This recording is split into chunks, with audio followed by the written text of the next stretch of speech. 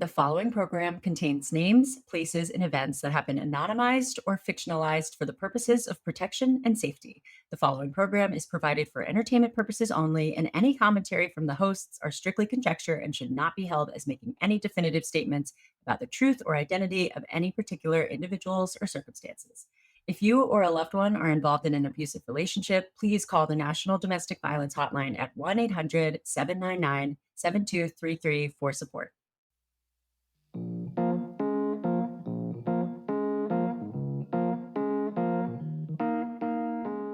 Hi, happy Dating Detectives Monday! National Hi, holiday. everybody. Oh, we have quite a story today. but there's some trigger warnings. First, I don't even know where to freaking start. This is I think our first demonic episode, like trigger warning. We have a demonic dogfish. There's some Yeah. satanic stuff. So that's something. And then there's also some definite mention of physical violence and revenge porn. And in the Dogfish Debrief, which if you're new here, at the end of the episode, Mackenzie and I debrief what we can learn from the stories. And we're definitely going to do a more in-depth conversation about revenge porn.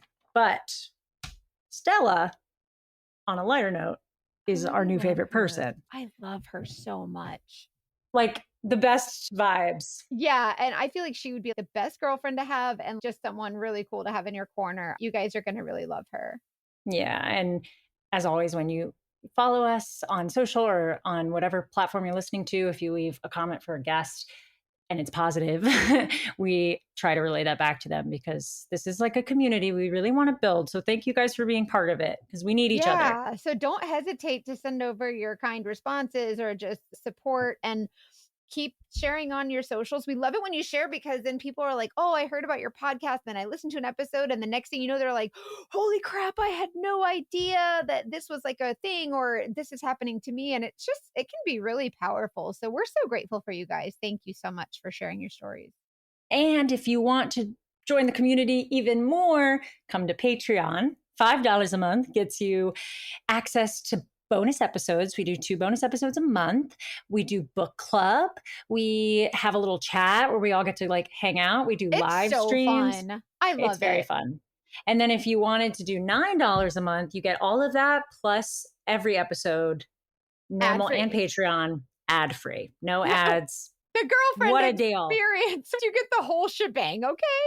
But no, it's really great. And thank you so much to everybody who's already signed up for the Patreon. And thank you for listening. We're so grateful for you guys.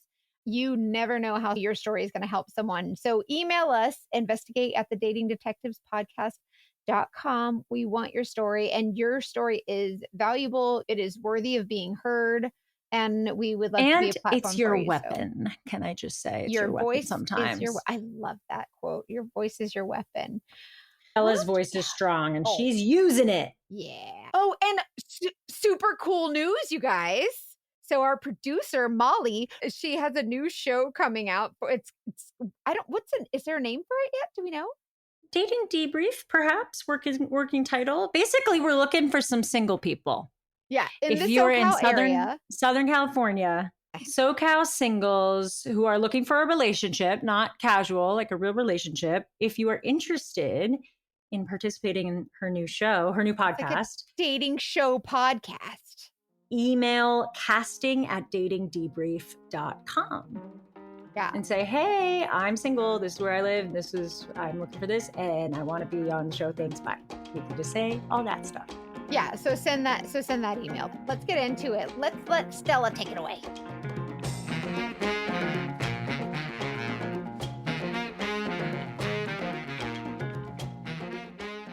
Hi, Stella. Stella, we're so glad you're here. Thank you for your willingness to come and share. So happy to be here. We're happy you're here, but I'm not sure about the story. So I'm going to let you take it away and we'll determine how mad we are. Okay. You'll probably be very mad. I'm very mad. So I met this guy, Damon, who we met a couple of years ago, I think on like Tinder or something. That he's just this person that we lived in the same neighborhood. So I would just kind of always see him around, but we never really interacted for some reason. And we were talking for a little bit, but for some reason, like you guys talk about the femtuition, I don't know why I just always got this gut feeling about him of just like, I'm not sure about this guy. And I think primarily it's because he is super hardcore into demonology and stuff.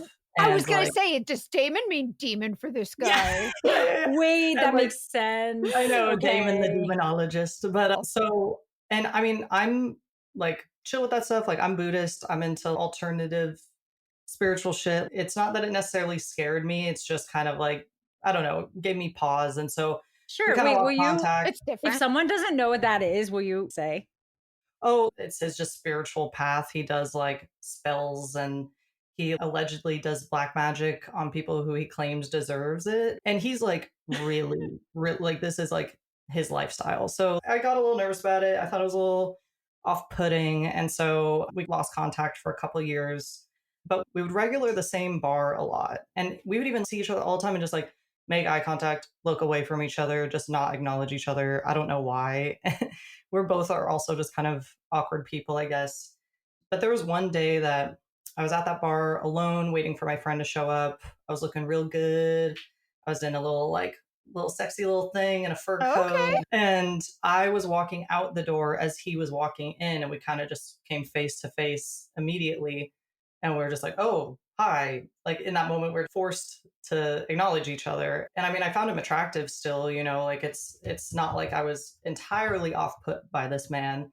And so we just started talking a bit and kind of hanging out that night a little bit. And my friend showed up and he was just being real sweet and nice. And then it kind of went from there. We started running into each other more, decided to start talking again. And so, like, we had a night where we were just hanging out in the bed of my pickup truck. And then we got to a point where we're like cuddling a little bit and it was sweet and wholesome. And then he got an Uber home and when we would just go do cute, wholesome things like go get dinner and go lay in a park and had just a really sweet, soft beginning where it felt really comfortable and fun. And we're out on the town all the time and he's showing me off and just being like, this is this awesome girl I'm seeing. She's amazing. Ever come meet all my friends and just made it, yeah, it just seemed like a sweet, fun, exciting relationship. And I just kind of fell into that and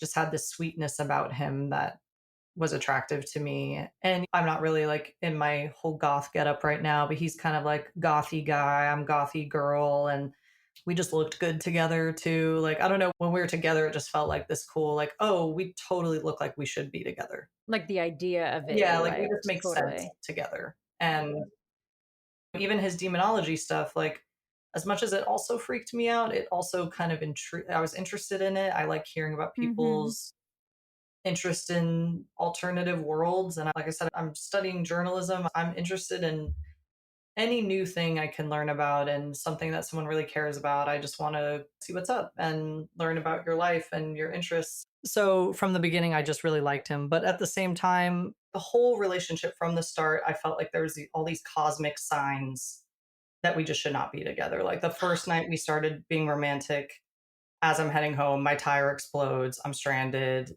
He lives kind of Oh far away. I was no. screwed.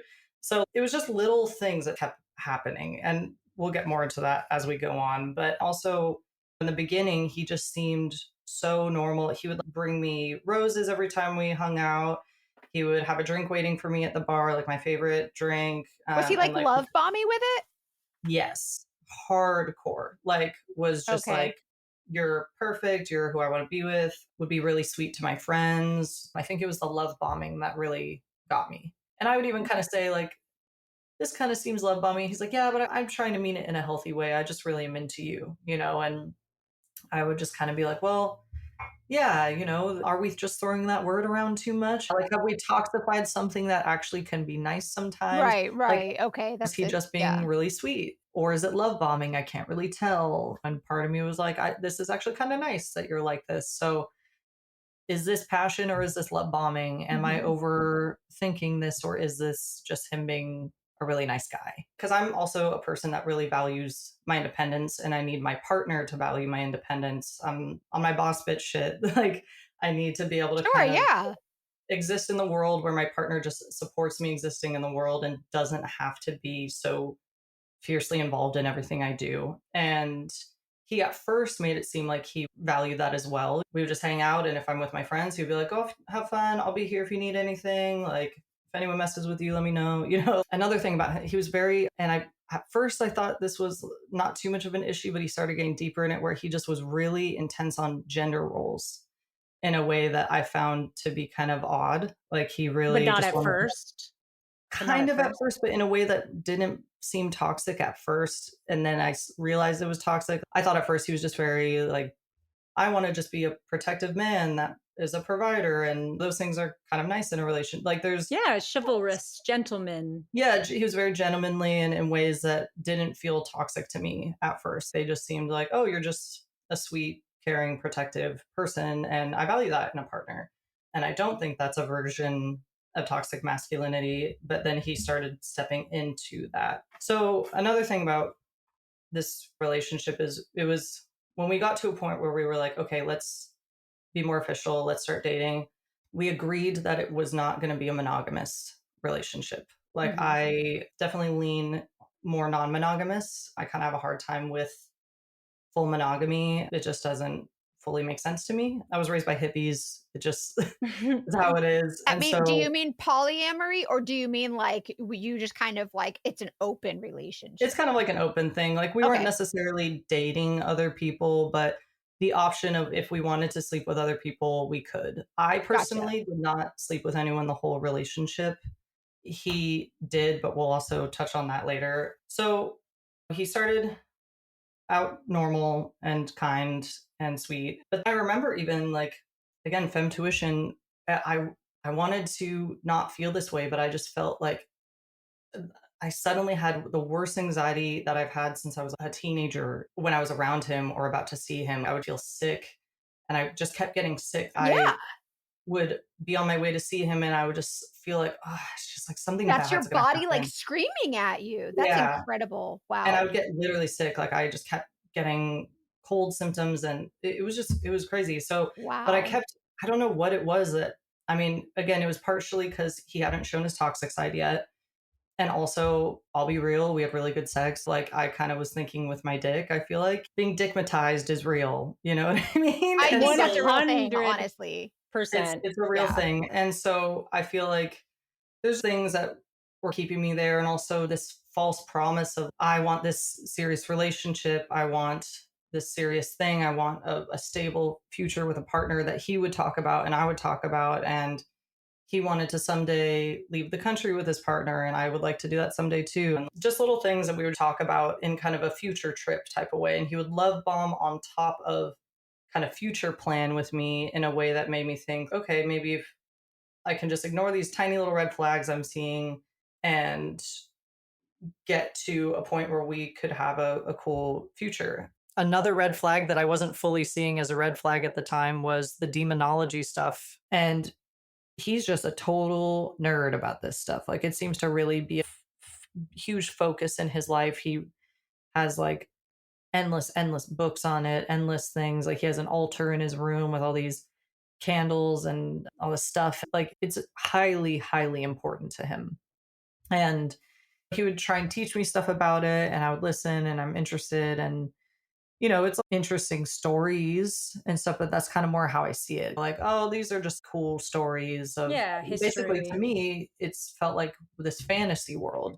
Like I don't actually think there's like these demonic half bird, half man people existing in this other plane that are giving him power to do stuff, but also he believed it so deeply that I wasn't sure. Like, I don't know, it just seemed to him, it was just so real. And he would talk about, like, yeah, if I find out someone's like a pedophile or something, I do black magic on them and I'd make sure and only do it to people that really deserve it, or spells on people to get them to forget about things or not do things. When we would sometimes, if I was on my period and Oh I my would be God. like, oh, so how do you feel? Sometimes people don't want to have sex on their period. Sometimes Yeah. they're cool with it. I would be like, well, I'm okay with having sex on my period if you are. And he was like, yeah, for sure. But just know that if we have sex on your period, I see that as a blood ritual. While having sex with you will be seeing this as I'm using your blood as kind of a sacrifice What to in my the fuck? demons. Yes, like as like a sacrifice to my demons, and I kind of use your blood as an energy sacrifice because he would use his own blood in ritual too.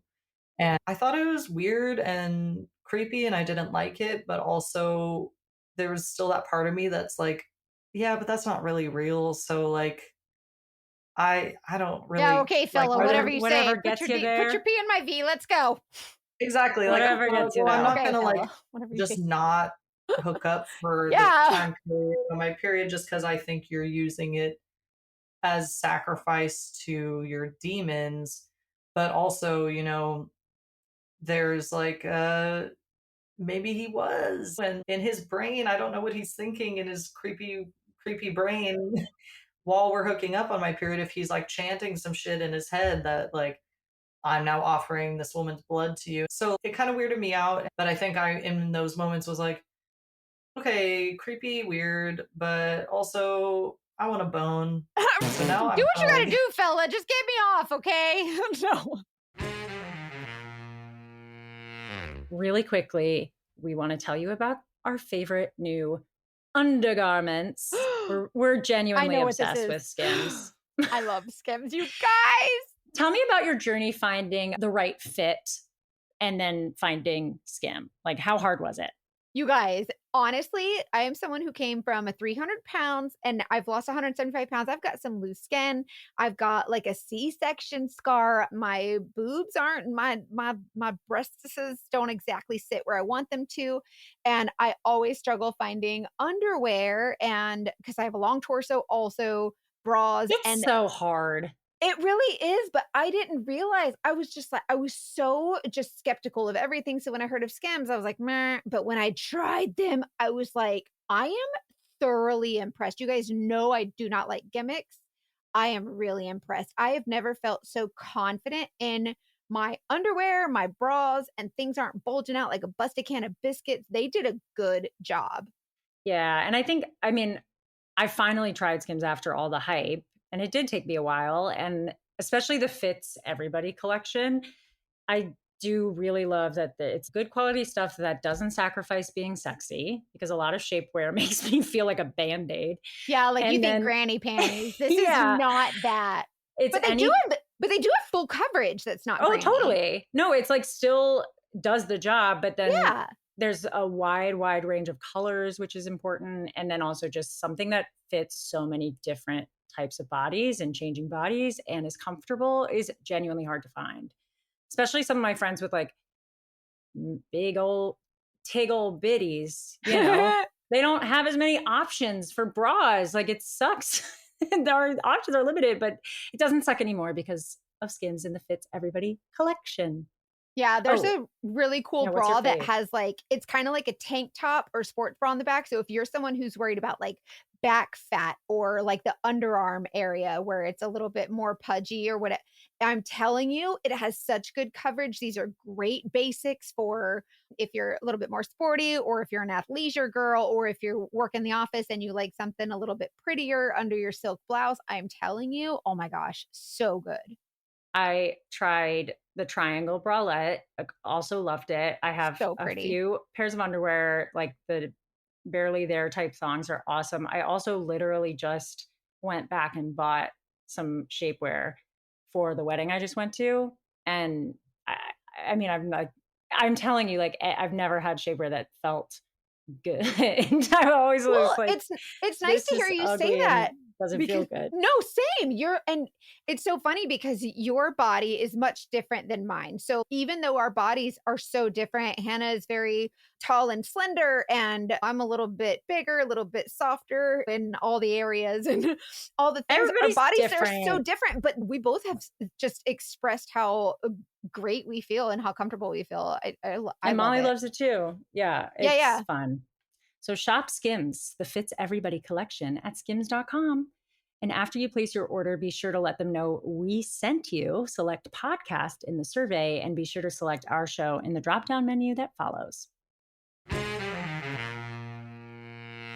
another thing I want to mention, he also was really adamant that we share our locations with each other. And Ooh. this early in a relationship, usually that made me nervous. But for some reason, I was like, I don't know why it just made me feel like I wanted to prove to him that, it's, I don't know why. Like, I don't even know why I would Like, accept, that's like, I was cool. Like, okay I'm with it. cool with I that. get It's that. fine. Yeah. Yeah. So he wanted to start sharing our locations with each other. How soon? And, oh, within like a few weeks, our whole relationship only lasted not even 2 months.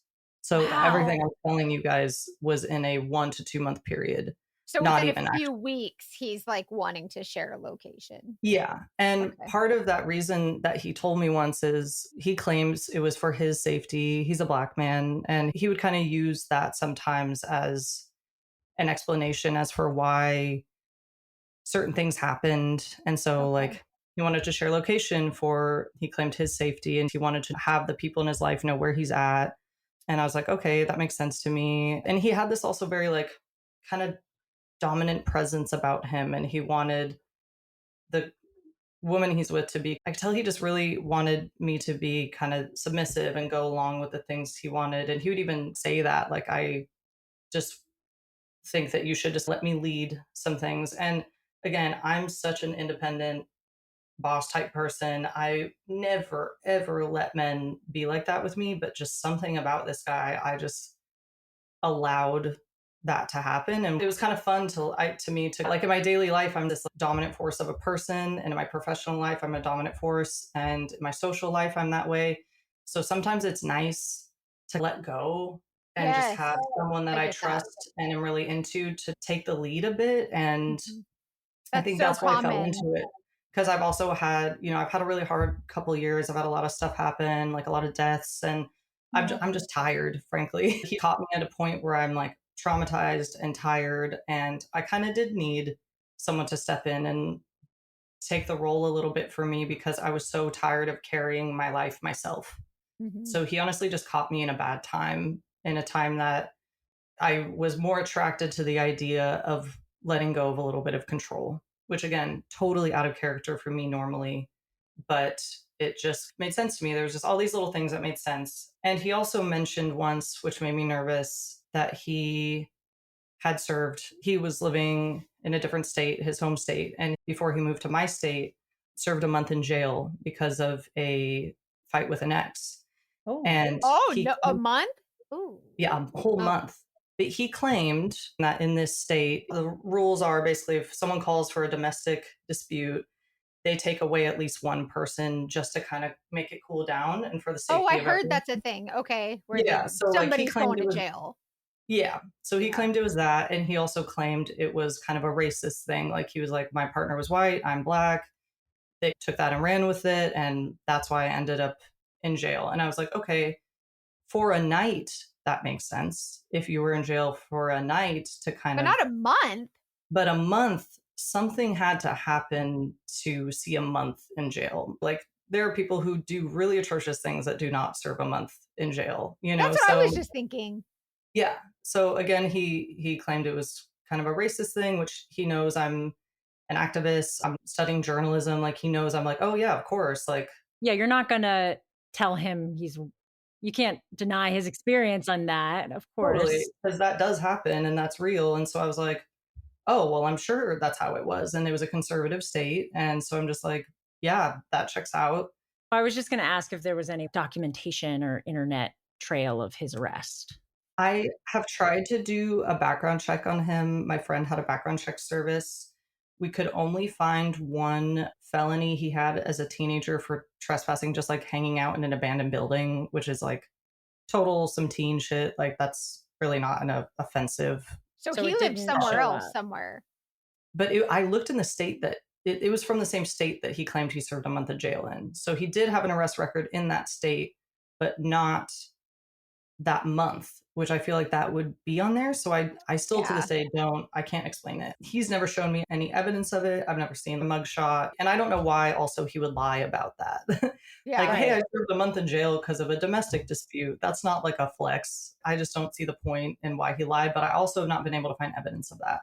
So, that was a red flag to me, obviously. Anyone who served time, especially a month over a fight with an ex, is a big deal. So The first time I started to see like I started to see the cracks in the foundation, I'd showed up to meet him at our regular bar, looked real cute. He gave me a rose, same usual shit. Like he would literally have a rose for me almost every time I saw him. Super sweet. And we're hanging out outside with his friends. He's talking to his group of friends. I'm kind of just there. And this person walks by who I'd met once before at the bar. And they were like, "Hey, what's up?" And I walked up and was like, "Oh, hey, how are you doing?" And we just kind of caught up. They said they were going to a little event down the street. They invited me. I was like, "Cool, I might go check it out." And I assumed that he was behind me still talking to his friends. Like they were literally in a group. I wasn't even like, it made sense for me to just kind of step away, go say hi to this person. And this person is like non-binary, mask lesbian, and very mask presenting, and I'm pansexual. So he took it like as a threat. Like I went after our interaction, I went back up to him and I was like, "Hey," and he just was like, "Just go to your rave. Just go to that event." And I was like, "Huh?" Can you clarify for the audience, just in case anybody's not familiar with these terms, will you help kind of define some of those pansexual and non-binary stuff Yeah, like that? totally. So being pansexual, I'm attracted to whoever. I like men, women, non-binary people, trans people. It doesn't matter to me. If I like you, I like you. So this person being a non-binary mask lesbian, mask as in Was a masculine. threat. Yeah. So because he knows I'm could be attracted to anyone, I think he took it as like, "Who's this? Who are you talking to?" So when I went back up to him, he literally lightly pushed me away and was just like, "Just go, like, go to your thing." And I was like, Mm-mm. "Wait, what's going on? I don't get it." And he was like, "You are so fucking disrespectful. Like, how dare you?" Oh. Yeah. He's like, "How dare you talk to a young stud in front of me and not introduce me? Like, I need to know exactly who is in your life. I need to know who this person is. If someone is going to be important enough to interrupt me, our conversation," which I wasn't even talking to him. He was talking to his friends. Like, if someone is important, like, because I would literally had just met this person. I didn't actually even know their name. You're literally just like, "Hey, what's up? Oh, good to see you. Oh, cool." Literally, Like, like super casual. I didn't introduce them because I was embarrassed by the fact I didn't know their name. Like I'm really bad with names. And so I was like, "Dude, honestly, they're not like a person in my life. This is just someone I met at the bar. Like if it were one of my friends or an established person in my life, then Right. sure, I'll Yeah. introduce you." But I just didn't think this called for that. And he was like, "I don't know how you could possibly not see it as disrespectful that you're talking to a masculine presenting person in front of me and not what? introducing me." Like, lost his shit, was screaming at me in the bar, in Ew. front of the bar. Ew. And I was just so shocked by this. I didn't understand it. I don't get it because I'm also just a really social person. And he saw it as unladylike for going and talking to people. And that he, honestly, the more I got to know him, the more I was like, "You just want women to be seen, not heard." Yeah, sounds like it. Yeah. He didn't really like if I was about, and I'm like a social, I like connecting with people. So I sometimes am out talking to people and I'm not going to just ignore this person who's saying hi to me because you're insecure, basically. Right. And I Right. kept saying that. I was like, "So you're insecure. Like you're sounding insecure." And Yeah. he's like, "Don't fucking say that. That's not true." And I remember being so shocked by this. I just walked away. I went straight home and he tried to grab kind of my bag and pull me back. And I was like, "No, I'm leaving." And I like was crying walking down the street, threw the rose in a trash can. Like it was like super dramatic, just like it was Yeah, my first time. justifiably so. Yeah, Justifiably so. yeah. And it was my first time seeing him be this intense, controlling person. And I was like, "Whoa, you have given me the sense that you value my independence up until this point." And so I'd felt safe to be myself up until this point. When you had a conversation earlier about being non-monogamous, a lot of times those conversations are really respectful and mature. Yeah. And I could see him maybe like putting out that energy at first and then this being a 180. But it also is Totally. kind of, I imagine the listeners are like, didn't he say you guys could be non-monogamous and now he's yelling at you for Exactly. talking to someone? Like, Yeah. Literally. And that's what also confused me is I was just like, I just don't get this. And this is also not a person I'm into or sleeping with. I'm like, dude, this is like just this little buddy, basically. Like, why are you so threatened? And it just didn't match how he had presented how he feels up until that point. So Mhm. I go home, I'm upset and crying, and I think I was kind of drunk too, and it just made it so much worse. And then I get home, I decide, like, okay, I think there's like 10 times I've said to myself, okay, I'm gonna end things. That's how manipulative he was. I always somehow got bamboozled back. And so I go home, sleep it off, and the next morning I wake up to a text from him with a link to Tumblr, who, by the way, a 28-year-old man still using Tumblr, I don't know. And in 2025, like, I think I that's thought silly. But Tumblr was dead. I thought so too, but he is an avid user of it. He loves Tumblr. And he had made a post about me, this whole long manifesto with my picture of me that night, but with my eyes cut out. And it's just What? like a body down with me holding the rose What? from it. And it's literally just this huge long thing about, like, I was so disrespected outside my bar in front of my friends by this girl I'm seeing. And it's just him putting me on blast. And I'm not kidding, paragraphs, long paragraphs about how he could not believe the disrespect and how he could not believe that I would ever do this to him. It was the most unhinged shit I'd seen. And I was like, whoa. And first of all, why are you posting this online? Yeah, Like, that's what is he really, trying to get out of that? I don't know. I'm like, what is this? I was so confused by it. And my friends were really weirded out. And my sister was weirded out. And just like I would be too. everyone in my life was like, what, this guy's unhinged, you know? And then I don't even know what happened. We ended up meeting up to talk about all this because I was just like, I don't get why you did that. I don't get why you're freaking out. Like, you don't need to worry about stuff like that. Also, we're not monogamous. And so he was just tripping, and I don't know what happened. Somehow he talked me into still being with him. And again, as I tell this story, every time I talk about it, I'm like, that should have been it. Like, that should have been when I left. That should have been the final, like, oh, you're the first sign of you're totally crazy, but I don't know what it is that kept me there. And Dude, so you are not the only one that has Not ever at felt that all. way. Every single damn one of us have been there. Yes. yeah, totally. So it's embarrassing, but We can't take away. I know. I wish we could just take away that shame feeling because yeah. yeah, I think we Sucks. all have it. Do Yeah. you remember anything about that conversation?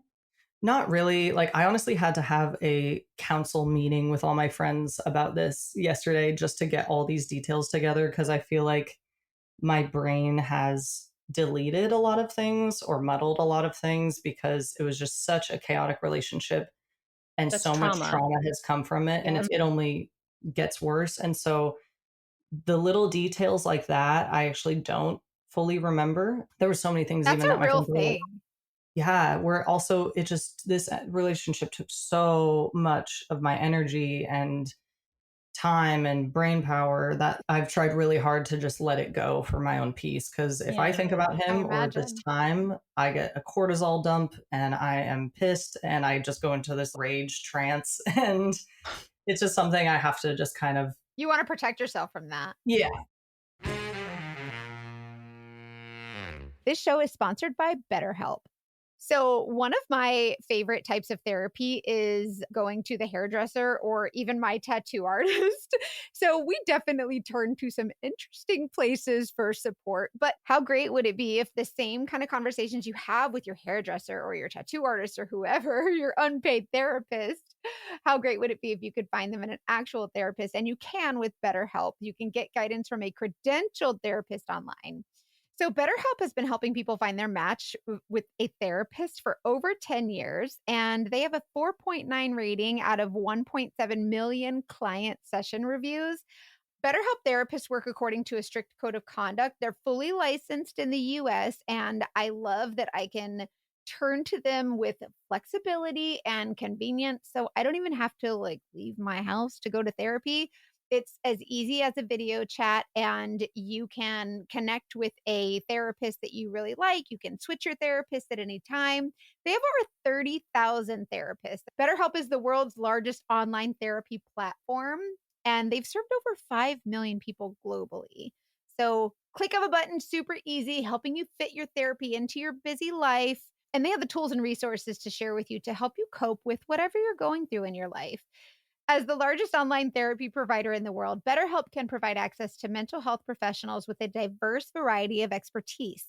Find the one with BetterHelp. Our listeners get 10% off their first month at betterhelp.com/TDD. That's BetterHelp, HELP.com/TDD. Audible's romance collection has something to satisfy every side of you. When it comes to what kind of romance you're into, you don't have to choose just one. Fancy a dalliance with a duke, or maybe a steamy billionaire? You could find a book boyfriend in the city and another one tearing it up on the hockey field. And if nothing on this earth satisfies, you can always find love in another realm. Discover modern rom-coms from authors like Lily Chu and Ali Hazelwood, the latest romantasy series from Sarah J. Maas and Rebecca Yarros, plus Regency favorites like Bridgerton and Outlander. And of course, all the really steamy stuff. Your first great love story is free when you sign up for a free 30-day trial at audible.com/Wondery. That's audible.com/Wondery. I will say, like, my brain definitely deleted some of these details. And so, we're still seeing each other. He's still wanting this serious relationship. It's going to be healthy. We're going to be fine, whatever. And then fast forward a little bit. So, for context, the last long-term relationship I was in, him and I are still really close. Like, we consider each other family, basically. He's still close with my family. We still hang out sometimes. It's totally platonic. And it's weird. My whole family's like that. Like, everyone's ex-husbands and wives still comes to Thanksgiving and Christmas. We're just again, I was raised by hippies. Like, we just have a very, That's kind of That's mature too. Not a lot of nice. people can Yeah. do that. totally. And him and I just still love each other a lot, but as a family, more like connection than anything now. Like, we don't have romantic feelings for each other. We've talked about that. Damon's gonna love this. And I've told him before, like, hey, this person's still in my life. He's extremely important to me.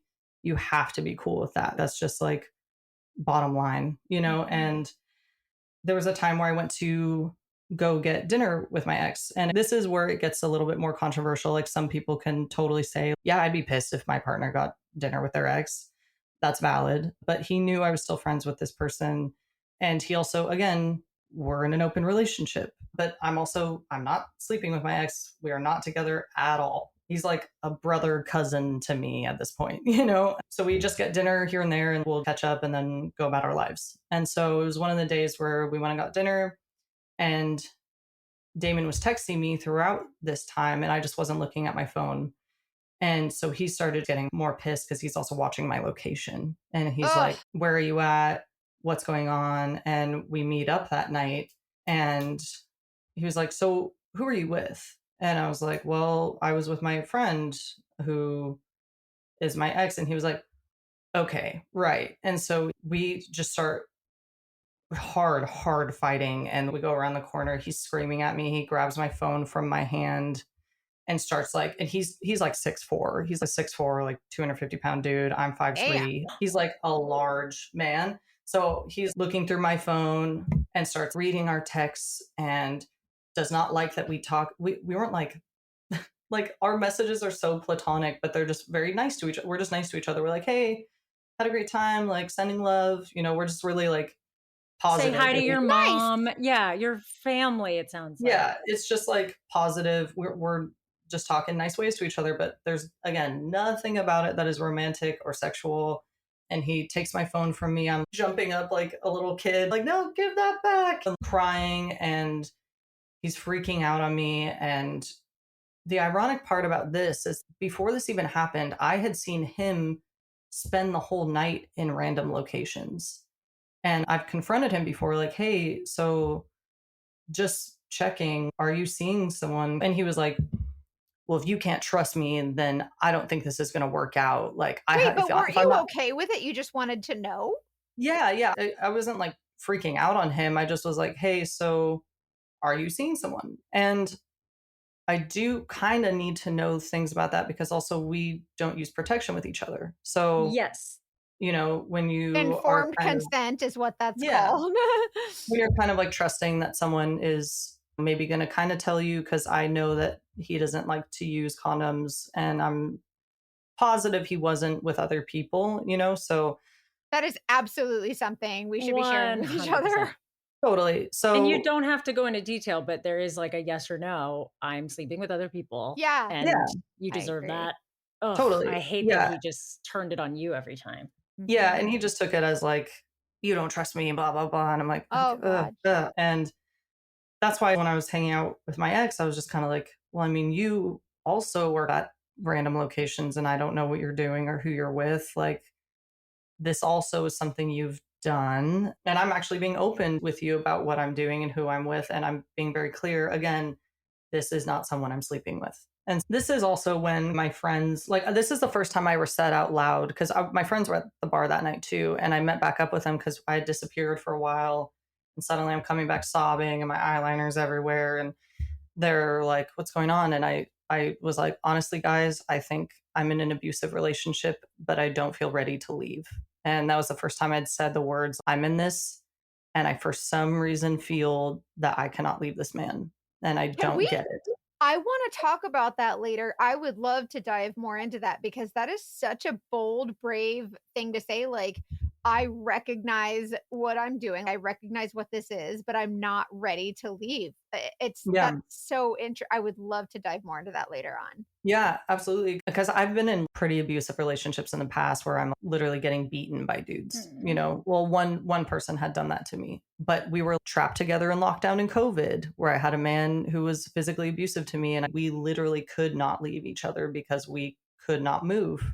And so, Sorry. like, I've been in survival mode where I'm in an abusive relationship, and I've at that instance, like, I just couldn't leave, but this one I could, but I don't know what the hell it was that just made me still unable, still didn't feel ready. Like, something felt like not bad enough yet, even though it totally was bad enough to leave. Like, those are, I've never had someone grab my phone and read my text. I don't like that. I think that's A little totally like a intrusive, yeah. violation of privacy. I don't think that's good.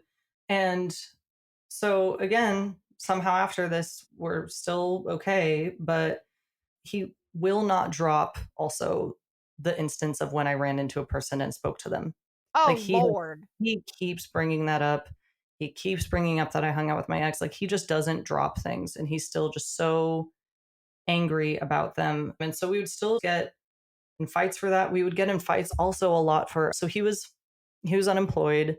Well, he's employed in the sense that he's a drug dealer, but he was like, He's not legally gainfully he's employed. he's not legally employed. And so he had a lot of time on his hands. He spent a lot of time at bars working, quote unquote. And Oh. that was something I really wanted to keep separate. Like, I wanted to, like, just not really acknowledge that he does that and he wouldn't really make Yeah. it my problem. I have dated people before in that field, and even though it's so different than my field, I'm a super hyper professional person. Mhm. There's this like toxic side of me that's like, sure, that's fine that you're a drug dealer as long as you don't bring it into my life.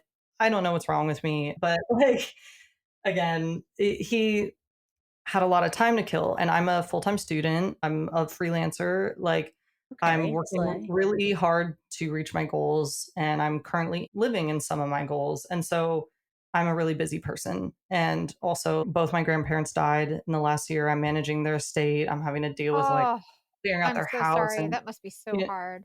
totally. And my mom passed away when I was a kid, and it was her parents. So I'm kind of Ugh. taking on the role of what Oh no. would have been her job, kind of. And that's And a lot so emotionally too. That's so much. it's so much. I'm dealing with so much. And so, like, I just have a lot on my plate during this time and still to this day. And so, like, Sometimes doesn't leaving feel like exhausting? You were talking about being exhausted yeah, Oh, at that's a the point good of getting into point. the relationship, but I feel like breakups, whether they're abusive or not, are exhausting on their own. And totally. then So, add Yes. to it, yeah. And he would start to kind of be even like, well, it seems like you don't have time to be in a relationship and be in school. Are you sure you want to be in school? Like, if you want to be with me, haven't you considered maybe Oh. not being in Quitting school. school. Like, No, And I'm oh like, my God. the fuck? You think I would I'm not quitting school for anyone. Like, Yeah. Who no would ever one even could, encourage that? it's crazy. Like, I would have to do homework and he's like, well, you just don't have time for me. And I'm like, well, yeah, I have a path that I'm on. I take it really seriously. I'm an honor student. Like, it's really important to me. And so he just would lightly encourage me to drop out, lightly encourage me to, just really would throw tantrums that I don't, if I wanted to spend time with friends, that's an issue. If I wanted just alone time of silence, that's an issue. And so it started to kind of be just this, like, him always having an issue with me having a life outside of him. And I would tell him that, like, hey, it seems like anytime I'm doing anything outside of you, it's an issue to you. And that doesn't really work for me. And he's just like, well, you're supposed to have time for me. I like to spend time with my partner. We haven't even been able to go on a full date in weeks because you're just so busy. And by that, he means I haven't been able to dedicate a full 24 hours to him. And to me, I'm like, I don't even have 24 hours for myself, dude. Like, Yeah. I'm so busy and overwhelmed by my life. I actually don't even really have much time to just hang out by myself and have alone time and time with my puppy. And he just made it this whole thing. So I started feeling really sick and anxious around him still. That anxious feeling was getting worse and worse. Like, it would be at a point where every time I drove to him, I was convinced I was going to get in a car accident or something. And I just kept feeling like, just like, I even told my friends once, I was like, I don't know why, but I intuitively feel like something bad is going to happen to me if I stay with this man, or like I'm going to die if I stay with this man. Like, it was that extreme, my anxiety about him. And I started just noticing it more and more. And so I would try and explain to him this, because of course, since he was a spiritual person, I would try and explain this anxiety to him. Like, I don't know, I just feel this intuitive anxiety. And he would just be like, well, I don't get it. Like, and we would try and do like meditations together and things like that. And he would sometimes try and summon his demons to come, Oh no. like, assist me with things. And that made me nervous. And It's like, what do you mean assist me? You can Yeah, keep literally. those. Totally. Yeah. Don't need Like, the. I just didn't want to. And he really was good at convincing me that he was this kind of like powerfully spiritual person. He had this pendulum that when he would hold it, it would just go crazy. Like, he wanted But to then- scare you. Yeah. But then when I would hold it, it would be just completely still. And he's like, because you don't have the same energy as I do and the same, like, all this shit. Trying to intimidate you. Yeah, he would again kind of hold it over my head that he like does spells on people. And he had a friend who had an ex that was really bothering him. And then he did a spell on her and he never heard from her again. And how he just does all these very effective spells I don't like and it. and curses and all this shit. And he was very for real about it. He wouldn't necessarily say that he's going to do that to me, but he mentioned it so much about how he's done it to other people that It's it enough to did scare make it you. so. Yeah, it did make it so it seemed like a threat. It did put the seed in my brain of I'm sure could do this to me. And I'm sure Wow. has, because he would always talk about, he's like, I meditate on you all the time. I call my demons and talk about our relationship all the time. They are working with me and working with us, and would make it seem like it was like this is just part of his routine, is he would call upon them to help with the problems in our relationship. And it made me nervous. And so again, we're fighting all this stuff. Eventually, I try to leave because even though I wasn't ready to leave, I did quite a few times try to leave. And every single time he would just be like, please don't do this. We can be so good. Think about this future we could have Oh, he made you feel together. Like, guilty. yeah, like he would switch back into his sweet self and gentleman Oh, self. yeah, And I would be like, okay. oh, but okay. And then we would hook up and forget about it. And it just made it just made it harder to leave. That's also a pattern where it's like after an abusive argument or an attempt at leaving, having an intimate connection, Yes. like, conditions them together. Totally. It makes Exactly. sense. And it's very much beyond our like logic. Yeah. Manipulation for sure. When, especially because we had a really good sexual connection, it just would sometimes make me forget about it. And so then we are kind of ending things. I'm still being a little weird, where I'm being wary about it. And he's like, hey, so I have this extra ticket. Me and all my friends are going to go see Final Destination. And I'm like, okay. Yeah, that sounds fun. When was I this? had When was this relationship? Like recent? super recent because this was opening weekend of Final Destination. Yeah, Final Destination just came out. Yeah. So this was pretty recent. And I had this feeling that I shouldn't go, but then I was like, but I mean, that sounds fun. And so we went and we took my car because we were driving his friends, and he was driving and he does not have a license, driving my car. And so we go, we see the movie. And as we're leaving, I literally feel sick to my stomach, like something horrible is about to happen. I know it.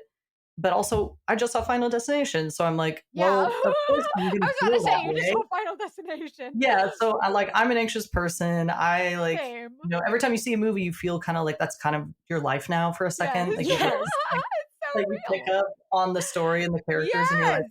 now that's going to happen to me. And so I was able to rationalize it because I'm like, well, but it was that same type of feeling I got every time I see him, like this, like sick, like something bad's going to happen. Your body's screaming at you. Yeah. But of course, I'm rationalizing it with like, well, duh, I just saw that movie. There's no way I'm not going to feel that. And so we're driving back and I cannot drop this feeling. I'm about to cry. I cannot stop feeling so anxious. And then we get in a horrific car accident and my car gets totaled. What? Like, yes, my car is completely totaled. A car drives on top of the hood of my car, smashes into a wall. We pull off and like, Wow. and he was driving and his What? friends are in the back and his friends are really tall. And so my seat's super pulled up to give them more space. So I'm like, slam my knee into the dash. I'm still injured, like my back. I'm in like physical therapy and chiropractor and acupuncture like multiple times a week. I'm in everyday pain still. So we're in this terrible car accident and all of his friends have so many drugs on them. So I'm really trying to also protect them. No. And he doesn't have a license. So he's like, dude, I don't have a license. Like, what are we going to do? So I claim that I was driving. Oh no. Luckily, it wasn't our fault. So either way, it was going to be okay still. And so we get Didn't he have a out. license? Why didn't he have a license?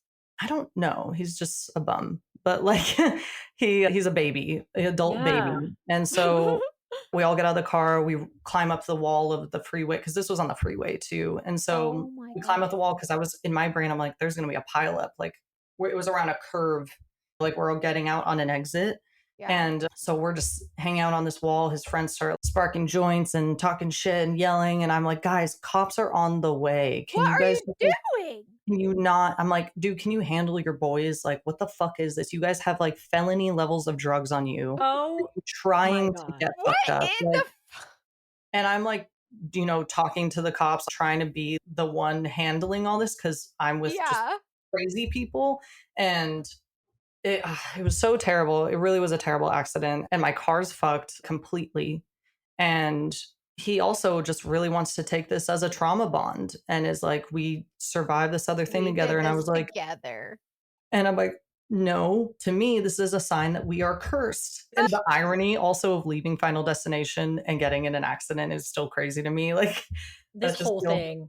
it's nuts. And so the cops drove us to the precinct. We had to Uber back to my house. My Oh car gets my towed out God. and he's asleep in my bed. And I'm just feeling so sick. And I just am like, no, I need you out of my space. I can't even handle this. I literally woke him up and was like, and also I was in a lot of pain and I had a kind of a tiny bed and he's a big dude. And I was like, dude, honestly, I need you to go home. Like, I can't be around you. I'm in pain. I need to be able to sleep well tonight. You need to sleep well.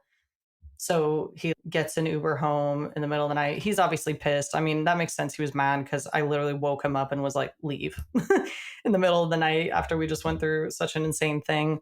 But at that point, I just was like, this is so bad. Because when I called my friends about it and sent them pictures, they were like, you're with him, huh? Because I've been kind of hiding that I was still seeing him. Because at this point, my friends were like, we are literally concerned about your safety at this point. We need you to leave this man. This is crazy. but we're still hanging out and hooking up. And I just was kind of being sneaky, honestly. And so I texted them being like, okay, guys, just to be clear, I was with Damon.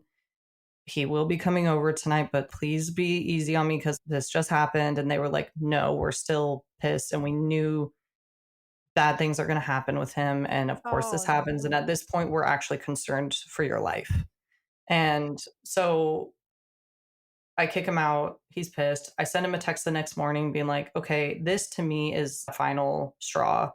I think that we clearly only attract bad things with each other. I sent him this huge thing and I blocked his number. And then he sends Good for me you.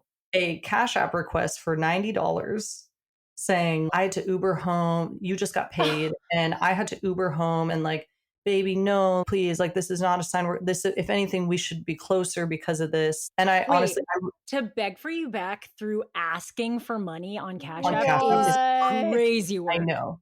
He had done that a couple times when I've tried to leave him. Like, he would just send a Cash App request of like, okay, well, I spent this money on you. So, and I'm like, oh, right. Yeah. Cause you're an unemployed person who's just like making me, yet also had this whole like, I'm the man, I take care of things. And I'm like, then why am I paying for our dates and paying for our Ubers and driving your ass around everywhere? And so after this accident, when I tried to cut things off, he was like, we need to meet up and talk about this, which again, I shouldn't have done. We met up and talked, and I told him, like, I really do feel like there's this fork in the road. I feel like I can literally see two paths in front of me. One of them is me staying with you, one of them is me not. And I see the one of me staying with you cutting my life short. Like, I literally see my path shortened with you. And I really feel strongly about that. It's this intuitive, like, I will die if I stay with you. And he literally was like, well, we're all going to die anyways. So it's fine. It's Might fine. as well just die Oh sooner my with me. God. It's insane. And I was like, well, I don't really see it that way. I still would really like to live a long, healthy life. And no, what? Like, he just seems so like, well, I mean, we're all going to die. So why, what, almost as if, why would you see that as a bad thing? And I'm like, what? Like, it was just psychosis. And I just was like, this is a big deal to me. I just can't do this anymore. I really see this as a huge deal. But we did, I don't know how it happened. We ended up hooking up. And afterwards, we're hanging out. And I'm explaining to him that the next day I was going to go to, there was a cool boat rave happening on a lake. And it was this cool event that I was going to go with my friend, my homegirl. And I was like, yeah, I'm going to go to this event with my friend. And he was like, what the fuck? And I'm like, what? And he's like, why do you have time for your friends, but you don't have time for me? You did not have that plan a week ago. Why do you suddenly have this plan, but you can't make plans to have full days with me? And I was like, because this event sounds awesome and it's summer and I'm going with my best friend on a boat rave. Why would it's a $5 event? Like, why would I not go? And he was like, you know what? Get the fuck out of my house. Like, I can't do this anymore. And I was like, happily, cool. And so I start packing up my stuff and he's like, look at me. And I just didn't look at him. And then he grabs me by the throat super hard. And again, he's a large man, grabs me by the throat and turns my face to him and is like, you fucking look at me. And I pushed him off of me and I was like, are you out of your mind? He is. Did you really just grab me by the throat? And he was like, oh, you like it. And I'm like, are you kidding me? In this context? Absolutely not. There's nothing appropriate about grabbing your part. I get that some people enjoy that in a sexual setting, but like this was in a fight. And so he grabbed me and I was like, no, that's it, dude. That's abuse. Like, how do you not see that as abuse? And I was like, oh, I'm getting the hell out of here. You will never see me again. This is for real this time. And this was actually the final thing. Cause I don't, as much as, I accepted other types of abuse from him and all these forms of manipulation and spiritual manipulation, the physical stuff is a hard, hard line for me. And this was also right after our accident. We're still injured. And so, yeah, he choked me. I left immediately. That was it. We have not spoken since. And Thank goodness. Okay. So we're finally broken up. We're finally done. And his best friends all work in a place directly below where I work. So he is always in the same area as I am. It is completely unavoidable. And so I kept finding him just outside my work building. And I had to start telling my boss, like, hey, I'm honestly like, I can't really be working there that much. Like, this guy is just everywhere and he's hanging out in cars parked next to mine. And so I kept seeing him. We didn't interact. We still have yet to ever speak again after that instance. Did he see you? Oh, yeah. Okay. So you just wouldn't, he wasn't like intimidating you or anything, but he was just by being He there. was just intimidating me by being present. Yeah. I mean, I shouldn't have, Okay. that is very intimidating in itself. Yeah. And his friends are also kind of intimidating. They're all considered each other in a quote unquote gang. It's not a real gang.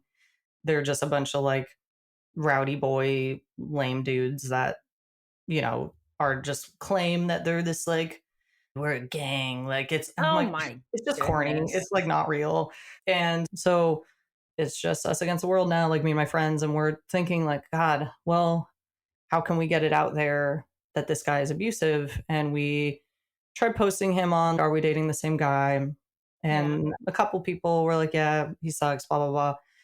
And then I get an anonymous message from a burner account on Instagram saying, there are porn videos of you online. No, you shut up. And I remember like, because him and we would make videos sometimes because I think that's the most ethical version of porn is porn of yourself. It's like kind of Yeah. fun. And making videos with your partner, I don't think is a bad thing. Right. But I remember the first time we made a video, I didn't know he was recording. Oh, Oh no, that is a felony and a half. Yeah, I was faced away. And then I looked back and realized he was videotaping. And I was like, oh, okay, well, that's cool. Like, I was actually going to suggest we make a video, but he did it without like, we didn't really talk first. And I did have an OnlyFans for a little bit and I was going to post these on it. And we had talked about that. But my OnlyFans is super locked down, private. I control who sees things and who doesn't. It's Yeah. a very like, there's like barely anyone subscribed to my page. I barely use it. But it was always like I had control because, I mean, in the field I want to be in with like journalism and stuff, your credibility counts. We live in a world where if someone finds a bunch of porn of you online, they might take you less seriously, unfortunately. And it shouldn't be like that, but it is. And so I wanted to kind of have control of where things went.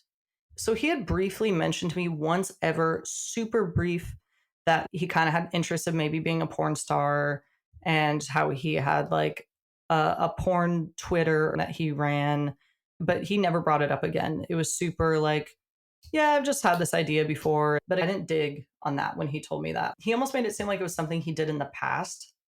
And so I was just like, oh, well, that's cool. I'm a really open person. I don't care. Like, whatever. Yeah.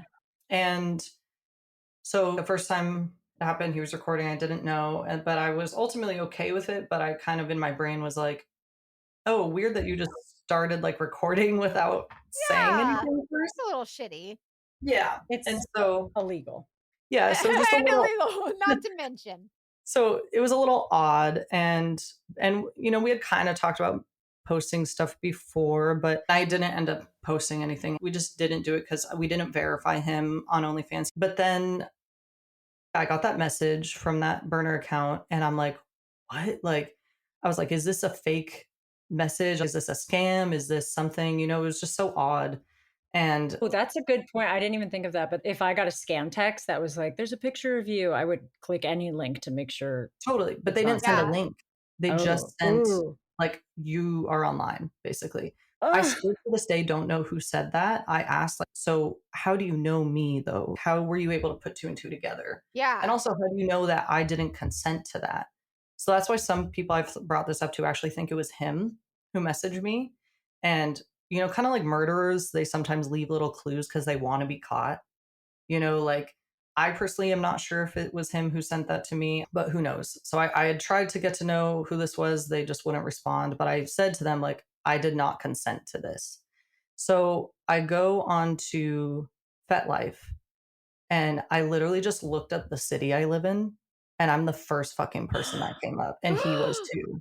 So FetLife is a like a fetish website, like Yeah, it's fetish, basically like and it's a community forum for for sex. It's basically like, I don't know, like sex Reddit.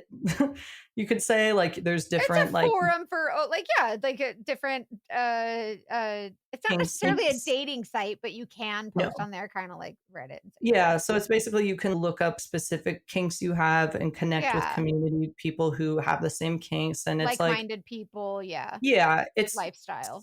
and they claim they're a very safe, consensual based site. That is clearly not true because they don't do double verification like OnlyFans does. Like, Mhm. OnlyFans will not let you post anything without knowing that, even, I mean, there's no way to even tell that the person in the video is 18. Yeah. You know, if they're not double verifying. So it's like there could even be child porn on there that no one knows because it's just not being checked. That's Right. the And so, problem with so many websites. yeah, it's fucked up. And so I Sure. looked up my city. Him and I are the first people that come up, Crazy. first people, and I find his page and I am just sick. There are so many videos and pictures of me with my face, with like I have a bunch of tattoos. I'm very identifiable, like everything. And he didn't post any of these after we broke up. He had been posting it our whole relationship. Oh my god. Did you call what did And you do? What did you do? Oh my god. Oh and my posted audio recordings of him god. sleeping with other girls, which means I really do not think they knew, which in Oh my state is a no. felony. Yeah. We're in a double consent state with audio recordings. So there's audio, which means he just pressed record and hit his phone somewhere and recorded. Posted. Yes, and he put the names of these girls, where he met them. Like, No. it's Are like you a, like, serious? it's like a sex diary to him. And you can't make money on this page either. So he's just doing this for the thrill. Like, Is Oh my his name on god. anything? yes, his face is in these too. And he had all these things written about the things we were doing and just made it very like porny, and everything we ever made together was online. And Oh so my I'm god. freaking out. And it's so funny because he has this disclaimer on his page that's like, it's so funny because his page is mostly white women. And he has this disclaimer that says, like, yeah, so the only reason you don't see any other types of girl is because these are the only girls that actually consented to having their videos up. To be clear, I sleep with all types of women, so don't be afraid to hit me up. Like, Oh my gosh.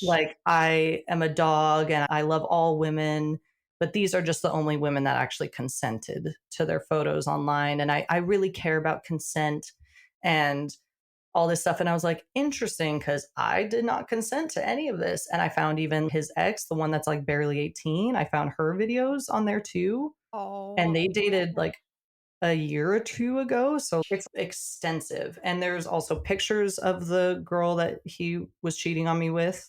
So I had confirmation that also, like, you were, I guess it wasn't cheating because we're open, but when I thought you were with someone, you were with someone. You made me seem like I was crazy for asking, but you were.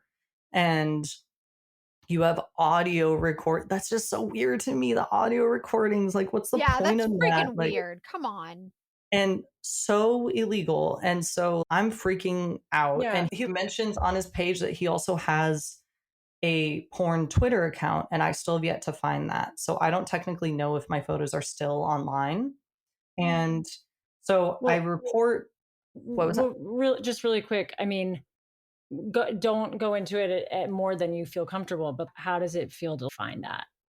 Oh, horrifying. Like, I I was bet it was. Oh, so mad. And I also just felt kind of like, dude, I'm such an open person. Why didn't you ask me? This could have been a conversation. Like, maybe I would have been down if it were in a more controlled site, in a more controlled way. Like, if you would just talk to me, it's like the power taken from me in that choice. Like, it's not necessarily that I was super freaked out about, like, obviously I was freaked out because it was such a public forum, but I'm not necessarily against the idea of putting content like that up, but I am against it being that public, it being without my consent, and not knowing that this had been happening our whole fucking time we were seeing each other. And I just kind of felt like dude, like the mistakes I make in life, I want to be my mistakes. I Yeah. don't want a man to make mistakes for me with my face. And I'm a very justice oriented person. Again, I'm studying journalism. I'm very like, serve the truth, serve justice. And like, it just made me feel powerless. And it's just so violating. And so I report that stuff to the page. They do take it down, but I told them, I'm like, would bet you none of these girls know they're online. Like, I really would bet money that none of them know. Because if him and I were really into each other and in a quote unquote relationship and I didn't know, and I'm the most open person ever, then these girls who he's having one night stands with don't know. Because a lot Yeah. of the videos were people he was just casually seeing, and a lot of really young girls too. They look really young. And so I had my best friend go through the page for me because I was just so I could not handle this, honestly. Like, I was so mad, and this was really not that long after we broke up, not that long after the car accident. I just was like, I officially cannot handle this anymore. So she went through, took a bunch of screenshots for me of everything as evidence, and I called the non-emergency line to make a police report. And they send the cops to my house. They came like twice. They literally just did a drive-by. They never even stopped because they were like, we're gonna have a police officer come and interview you. And I was literally sitting in the bed of my truck for 6 hours waiting for them. I was in Oh my my driveway, God. like, I'm so mad. I need to speak to someone about this. Like, this is a crime. Yeah. And so I was waiting. They never came. They claimed they did. And so I was like, no. And they finally did come. The cop pulls into my driveway and immediately starts to pull out. I think he just needed to look like he like showed up. What? What? And so I ran in the street and chased him down, and he stopped, backed up, and finally pulled in. And this officer walks up, and before I even say anything, he's like, okay, so yeah, I know this is about your ex or something. So like, what do you want? Do Or you want me to like, something?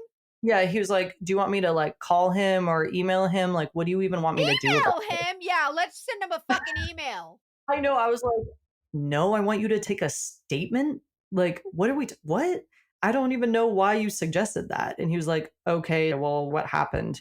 And they did not seem to really care. And so Ah, I that gave makes him me a so upset because you're reporting an issue of extreme abuse and misogyny, and like I feel like you're met immediately with more misogyny. totally just like, yeah, like, what, you want me to call him? What? Hi, Do you want me this to is send an him an officer email here. on your behalf? Like, yeah, please. That'll fucking do That's it. why people don't call for I help. know. I'm like, what would you even say? Like, oh, this is officer so and so. So you need to take that porn down. Like, what? Like, I Because don't know what. that's not nice. Yeah. The Like, fuck? yeah. Yeah. Can we talk about the intensity of having to share with a stranger man Yeah. officer that your problem is that your nude images and vulnerable images are public? Like, you don't know Yeah. what they're going to do with that information. They could be just as shitty as the person who put Totally. it up there. Like, there's so much care that needs to go into this topic. Totally. And that's And insane to me. the fact that all the evidence I have is literally just screenshots of me having sex, it's really a vulnerable thing. And so I gave a statement, and I kind of messed up in the statement. I said a little too much was the issue because they were asking, so where is he employed? And I was like, oh, well, he doesn't work. He's He's a just a drug dealer. pharmacist. I shouldn't have mentioned that he's a drug dealer because that's not relevant to the case. And it does not look good on a police report because when I was looking into a restraining order, that would make it so he couldn't be near my work anymore, which would also make it so he can't be near anywhere he normally hangs out. And I would finally get to be in peace. And it would really affect his life. That's why what I wanted to do is I was like, I just need this dude to be affected by this because he has affected my life substantially. So I need to affect him in some type of way. And so they put it in the statement like, Stella says that Damon is a known drug dealer. And so I was like, okay, well, if I serve these papers to him, he's also going to receive a copy of my police report. And if his friends see the copy of my, because he used to always be like, yeah, with the quote unquote gang I'm in, like if I wanted someone fucked up or killed or anything, I could make anything happen, which by the way, I do not actually think is true. But also, I didn't want any chance of his friends seeing that I was talking about something like that. So I can't really use the police report. I tried to call and see if I could fix the statement or remove it because I was like, this is just for my safety. This has nothing to do with the case. Can we just delete this one sentence? And they kind of made it seem like I could. Other people said I couldn't. So, like, they've just been so hard to talk to and deal with this. So I called a lawyer, Good for you. and a lawyer was like, well, we could totally do something about this. We could sue him. We just need to do an assets check. And I was like, you won't find assets. All his money is illegal. So there's really nothing on paper that we could sue him for. He technically, on paper, has nothing. He doesn't have a car. He doesn't own a Right. house. He doesn't have a job. So there's really not much to do. It would be really expensive for me to sue him and with not much reward. And the lawyer ended the conversation with, like, okay, just so you know, like, happy to do this. This could be cool. But I haven't had any clients murdered yet. But you have a high risk of being murdered over this. Oh my God.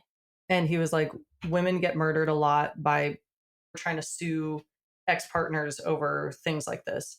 And I was like, cool. Well, that sounds like a risk I don't want to take.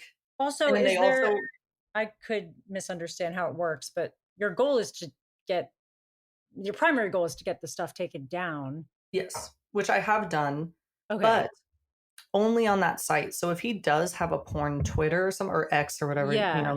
that he runs, I don't technically know. There could be other sites that he has my content on that I have no idea about. So there's a version of a restraint. There's a like restraining order in the sense of he needs to stay away from me that I could get, or there's a restraining order I could get that's an intimate images restraining order where he has to basically delete and take down anything of me, and any violation of that will get him in trouble. Which that is something I'm seeking, but also, like, I don't know, like I had a prosecutor call me after I filed my police report, and she was explaining the process to me of what this would be like and what we could do. And I was like, so what's best case scenario? And she's like, the most he will get is a misdemeanor, like total slap on the wrist, no jail time, no sex offender charge, nothing like that. And she was like, but that comes after a really brutal trial where they will tear you through the mud. They'll make you out to be the biggest slut in the world. They might Yep. bring your ex boyfriends on. They might bring all these people to question your character. And it's honestly going to be traumatic and stressful. And all your dirty laundry is going to be out. And at most, he'll get a misdemeanor. I And literally so, hate everyone. yeah, me too. And so I was just so, I've just been so, that's actually part of why I messaged you guys, because I was like, I need some type of closure and something with this, because legally, there seems to be nothing I can do. And I'm sure plenty of women have gone through this Oh, where they yeah. just feel like, cool. And as much as I did get the stuff taken down from FetLife, but there's still a bunch of girls. If I just wish I could identify the other women, because if we could do like a group case, it feels a little vulnerable to just be me. Yeah, I And can so see if I that. had all these 100%. other women involved, which there's a lot on that page, and I promise none of them know. Maybe Right. some of them do, but I really doubt it. He seems to just, it seems like a power play to me. He just likes doing this. And Yeah, he he thinks it's doesn't okay. want consent. No. And so I told the prosecutor, she said I still have like a statute of limitations time period in case I change my mind. I probably won't, because I just don't see a point. If he at most gets a misdemeanor, that's just not enough to me. And so, No, not at um, all. When you were talking to your potential lawyers or police, telling the story, having consented to be on film at all, having a history with OnlyFans, did anybody kind of use that against you, or did that affect how people saw your case? kind of, yeah. They said that that would probably come up in trial, and that would maybe be something. I mean, the lawyer ultimately was like, it doesn't matter. You Okay, good. consented to it in this context, but did not consent to it in another context, and therefore it was not consensual. So the lawyer was really supportive. It's just in a trial setting that was going to be tough for sure. And the prosecutor said a similar thing, that like, we totally recognize that you did not consent in this way, but obviously the defense is going to use that, and they're going to use it pretty hard. And there's just no avoiding that, unfortunately.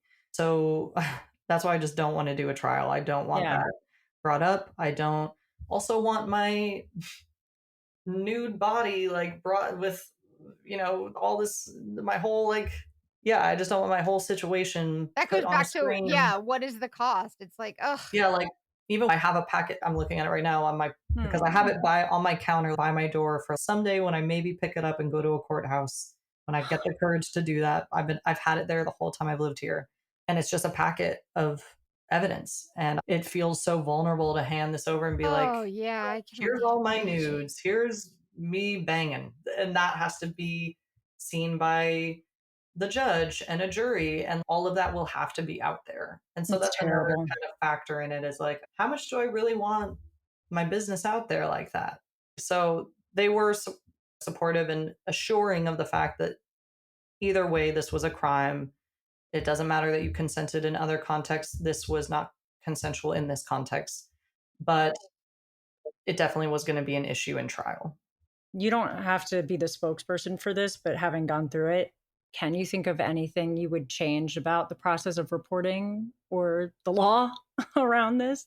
I just feel like I think people who do this do need to have sexual offender charges. Like Yes, 100%. 100,000%. a misdemeanor is bullshit. That is not Yep. enough. That is so whatever. I think that this needs to be a real crime, a sex offender Yes. crime. I think that his whole page should have been taken down the second they even found out even one person did not consent, because all Yes. they Oh, did was yeah. take my stuff down. They didn't take So his page. FetLife, this was FetLife you're talking Yeah. about. How were they with you? I mean, they told me like, okay, can you identify? Because once he saw that he got flagged for reported, he turned his page to private. So I could no longer go on his page and collect evidence, because I was also going to take screenshots of the audio recording and little things, because especially that audio recording is extra felony in this state. And I was going to try and, just in case I met the other girl, like, because I would see him out with girls, and I saw Yeah. one of them that I was like, oh, I saw you on his page, but I haven't seen her since. So I was like, if I see her again, I'm going straight to her. I don't care if he's with her. I'm going to be like, girl, you are online. You have to know this, because she looks really young to me. Like she looks maybe 21. And so I wanted to maybe get some evidence to have kind of I have like a folder on my laptop of just evidence from his page. I wanted to maybe gather others in case he went and deleted a bunch, as much as it's like, I don't want to have a bunch of screenshots of random naked girls on my on my computer, but I'm kind of hoping that someday I'll be able to connect with some of these women. But he put his page on private, but FetLife was still able to access his page. So they sent me a screenshot of his page and said, basically, can you like highlight which ones are you? They deleted them, and I straight up was like, I am positive none of these girls know. Like, this is a revenge porn page. This is not a consensual page. And they didn't really say anything about that. And I even That's told them that some of the wild. girls are really young on this, and they didn't say anything about that. They did take my stuff down, but that's not enough. Like, I think his whole page should have been shut down at any sign of no consent. Yes. There should be no tolerance. Yeah. So I think it's also these sites' responsibility to double verify. Like, that's why I do respect OnlyFans for that, because they are really strict about that. And they do want to ensure that you are 18. They want to ensure that you know that you're on there. Mhm. Yeah. And I think it's really problematic and creepy that they do not verify those things. Because again, what's stopping someone from posting a video of a Nothing. teenager or a child? And so it just made me nervous about those sites when they claim that there's such a community consent, like we're just about safety. And I'm like, bullshit, you're Mm. not screening this You're not stuff. trying hard enough.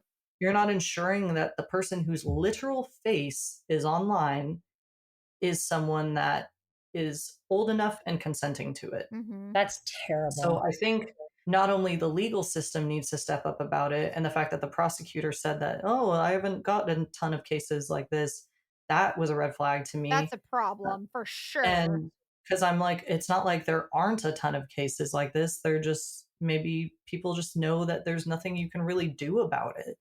And sex crimes are so underreported Yes. because of the shame involved. Yeah. And I think knowing that he has an X page of porn stuff too, the fact that stuff like that can be on such a public platform like X. So I think it's also these sites' responsibility to be ensuring that there is not unconsensual or potentially child porn on their sites.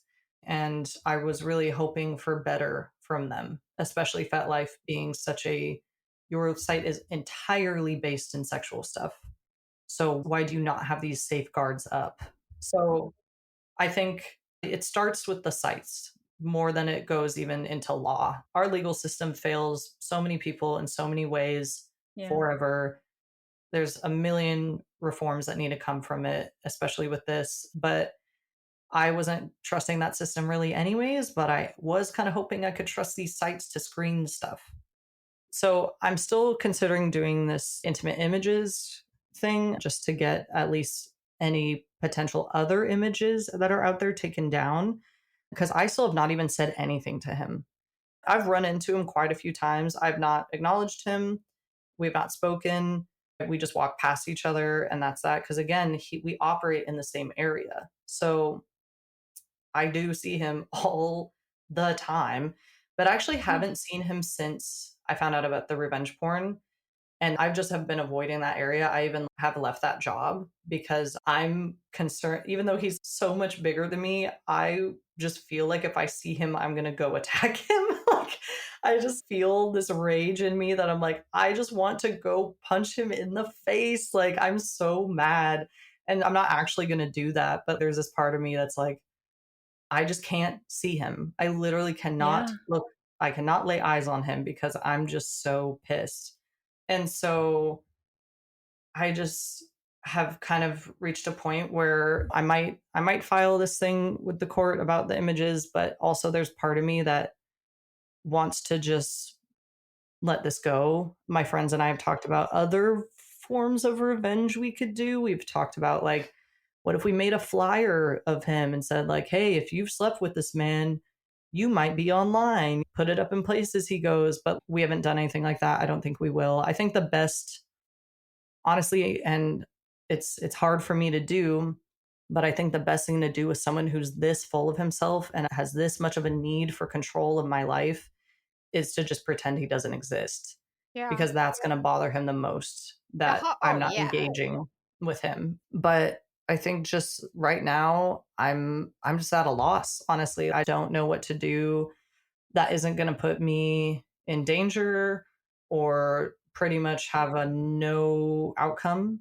and there's just no real options for this. And that's what makes me really upset, because again, I know for sure there's thousands of women that have dealt with this, or that may not even know their stuff is online and have yet to discover it, or people that have discovered it and have gone through the same process of me of realizing that there's pretty much nothing that can be done, and people and the police aren't really listening. Even the prosecutor was like, I haven't had a ton of cases like yours. There's not a lot of people that come forward about stuff like this or even know that their porn's online.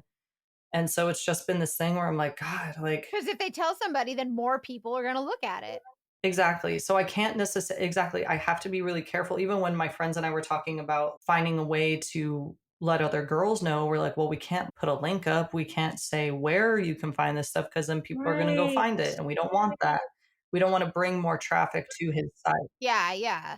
That's so hard. Yeah. Oh, So we tried God. posting it on the Are We Dating the Same Guy? But unfortunately, not a lot of young people use Facebook anymore.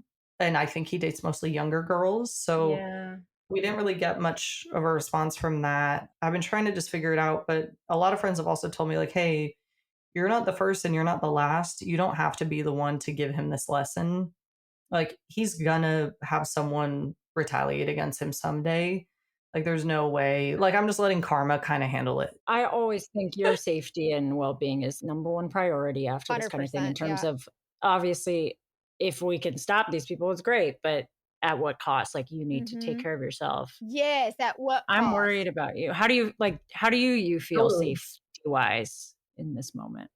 I feel okay. I mean, there's also that spiritual manipulation where he puts so much in my head of like curses and all this stuff that whenever bad things happen to me or I have like a bad luck moment, I'm like, did he curse me? Even though I'm not even sure if I believe in that. Like, I'm not Yeah. even sure if I believe in demons and curses. But I'm kind of the type where I believe that we are just little humans in this weird world, and I can't technically say yes or no to anything. I can't like claim I know how the world works when I'm just a little guy on this planet.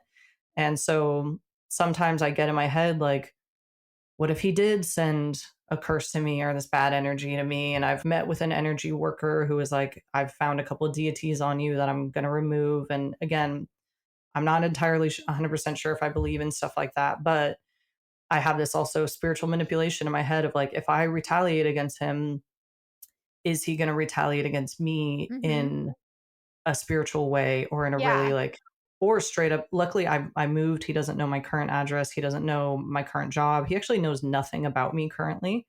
So I feel safe in that way. But I just do feel like he would do some type of retaliation. And even when I have had moments of like, maybe I should just do nothing, I've wondered, is he somehow spiritually manipulating me to do nothing? And Oh, this is a lot. yeah. And I get in my head of like, why do I suddenly feel not that strongly about filing this paperwork? Either way you go, you're going to feel like he had something to do with it because he's Yeah, manipulated you to the point where you think he has all this control. totally. And my friends were like, or it could just be that you're tired and burnt out and want to protect your peace and you just don't want to Sure. deal with this anymore. And I'm like, That's true too. yeah, I'm like, that actually ultimately probably is what it is. Cause I really, it's just so like if I file this paperwork and he gets served this stuff, it's just bringing him back into my life. Even Mhm. if we're not interacting, it's still making him know that I'm making moves against him. And that goes back to how much is your time worth? Like what Yeah. is that worth to you? And Yeah. that's such a shitty position to be in because it's like I want to see justice for myself and everyone else, but also at what cost? The cost versus return. And I'm like, I already Mhm. deal with everyday pain from an accident we were in together. And, I will heal. It's not like I broke anything or I'm going to be Yeah. messed up forever. But it just bothers me that I'm still dealing with the consequences of that man. And I've never, every relationship I've been in, I feel like you can learn from. And I'm friends with multiple exes because I just felt like they were still okay people. Even if we didn't work out, I still respect and appreciate them and what they Yeah. taught me. And I like to have a mature look on my past relationships. But with him, I've never felt so strongly that I really wish I never met this person. Like, I Wow. truly, like, That there was says a not, lot. yeah, He's like, a so demon. much happened that it just, in such a short period of time, like, in not even 2 months, a car accident, getting choked, all these fights, and the revenge porn. It's just so much bad came from it that I'm like, why did I even let it get this far? But even then, like, even if I had left him the first time, my porn is still out there, and Yeah. that was Yeah. happening during the relationship. So, That sucks the most, I think. yeah. And so now I'm just focused on trying to find peace and stabilizing my life and only entering romantic things with people that I know are really healthy and just being really wary of signs. So I'm just really cautious right now. I'm really focused on peace. But wow, it really messed up my brain. And I still get these waves of rage and feeling like, oh, I haven't even said anything to him. Because also there's part of me that's like, I'm kind of letting this person disrespect me and doing nothing about it. Like, I don't want him to feel like he can just get away with what he did. Yeah. But also, I don't want to take on the burden of being the teacher of that or the It's lesson, not. Yeah, yeah. like Totally. We it's had maybe you've heard, I forget which guest, but somebody just talked about that when you are a victim going through the process, the legal process, so much of it is just, here's another thing for you to do. Here's another Mhm. task that Yeah. it's so much work to be a yeah, victim, Yep. whether you're pursuing justice or not, just the healing part, let alone everything else. It's like, you yeah, didn't ask for this. You did not ask totally. for a job. Yeah, and that's why I'm just like, I kind of feel like I'm tired. And so there's part of me that has given up, but I also don't feel good about that either. Because how dare you do that to me? And then I say nothing when normally I'm a fighter for justice. So I don't see this as a closed case. I will solve it eventually. I will do something about this eventually. I just want to wait till I have the proper energy, the resources, the peace in my heart and brain to be able to take on something like this and hopefully find the other girls and see if we can do a group thing about this, because I think that'll be more powerful anyways. And Yeah. I want to see justice for them too. It made me sad seeing how many women are on his page, especially knowing there's just no way that, I mean, maybe one or two of them consented, but with this type of guy, I just know that, Your gut is telling you they didn't There's consent. no You way. yeah, know. I feel pretty confident that not many people know that they're on this page. So this will be addressed, and it's not closed in my book, because I am not going to let someone disrespect me, disrespect all these other women, especially all these really young seeming girls. I will find my justice someday, and I feel like it'll come to me when it's right and when I'm in a place to really go somewhere legit with this and see justice be served, or just see him get some type of consequence for this. Thank you. We're so with you.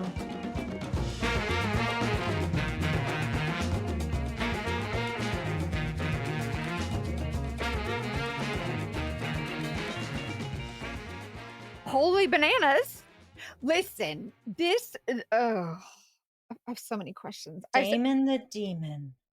Damon the demon. Listen, I don't like, believe it or whether you believe in the demonic situation or not, I ain't messing with it. I'm not. I'm sorry. I don't want nothing. I don't blame her for her decision. I think she's smart. I don't blame her a bit. Oh, well, I mean, I think, yeah, we can start there because it's so unique. We don't know where to start.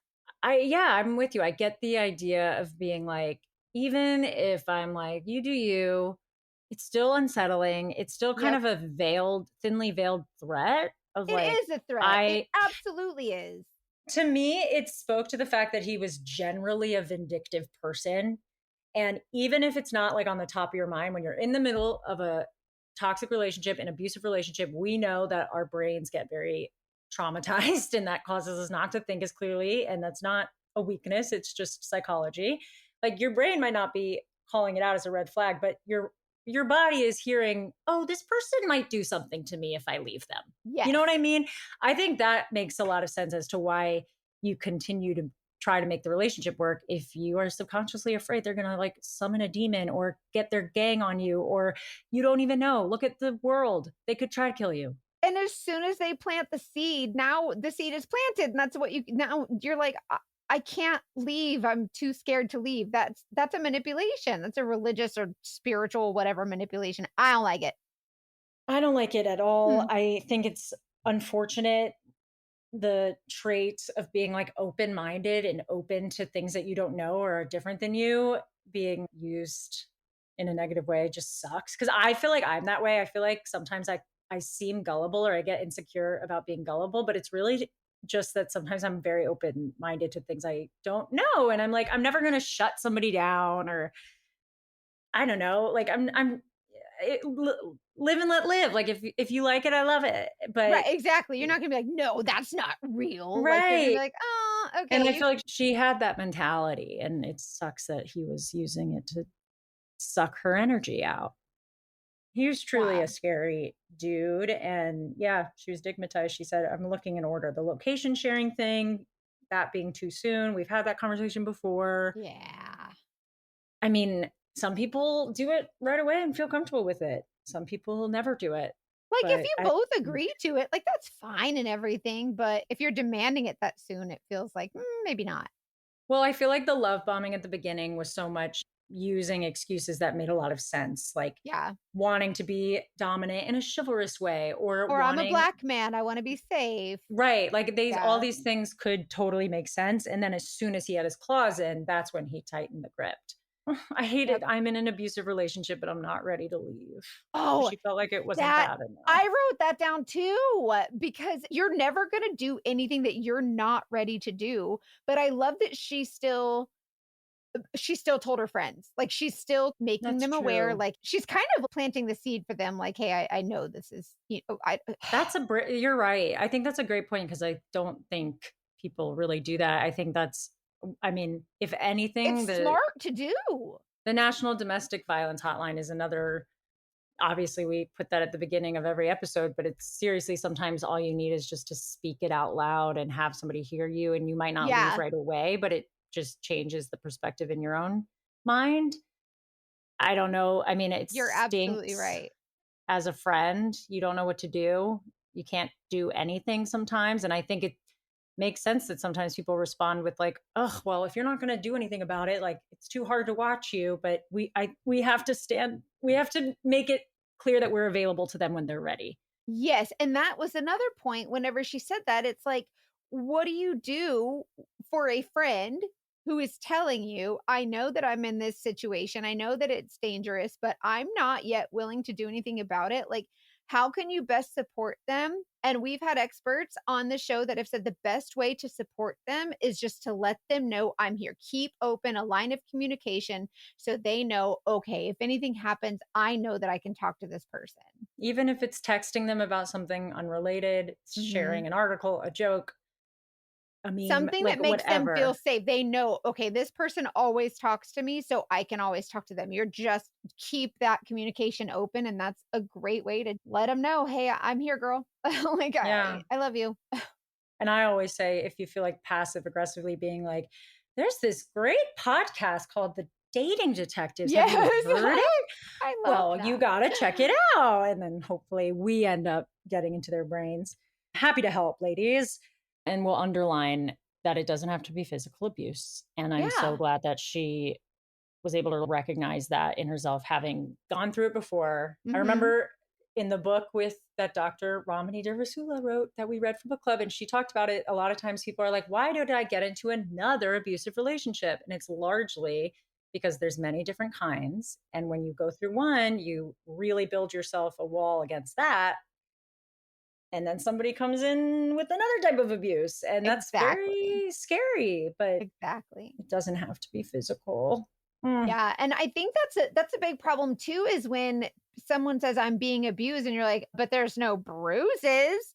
That's what we're looking for, but it's not always bruises, you guys. Sometimes they are hidden and I think there's that's a where it gets hard. parallel Yes. with sexual assault and revenge porn and Yes. digital sexual assault.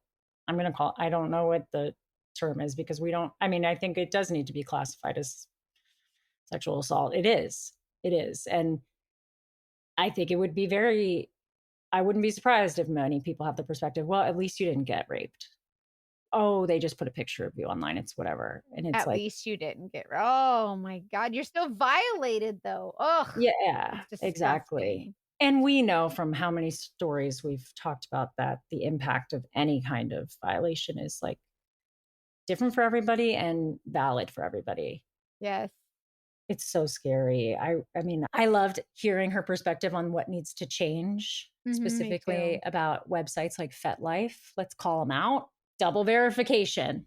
Yes, and now that we know that's a possibility on other sites, then maybe they should adopt that too. And I think a lot of women, from what I have heard, feel empowered when they explore their own sexuality or their own body on sites like OnlyFans or whatever, sex workers, whatever you Dipsy. want to do. Dipsy, okay, thank you. We love our There Dipsy. and there are women and men too who want to empower themselves by being, more free with their body or whatever the case is, but that's a choice that they're making, not a choice that someone is making for them. And so when someone comes and posts them without their approval, that's a problem. Like that's you know what I mean? Like it's just it's horrible. And I don't know how people don't see it that way, but yeah, it's not consensual. Exactly.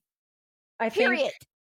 the fact that anybody being not a perfect victim still I taints hate a that. jury, still taints public opinion affecting someone's case. And she didn't even go to trial because of the fear of that. Like she knew that this would just not Yep. be a good experience. And I get that.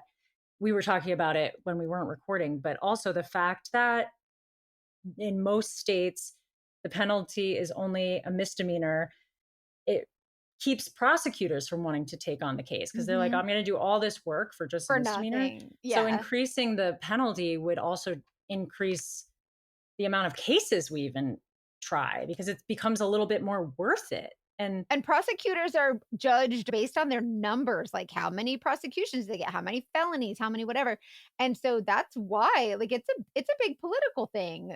It's wow. horrible.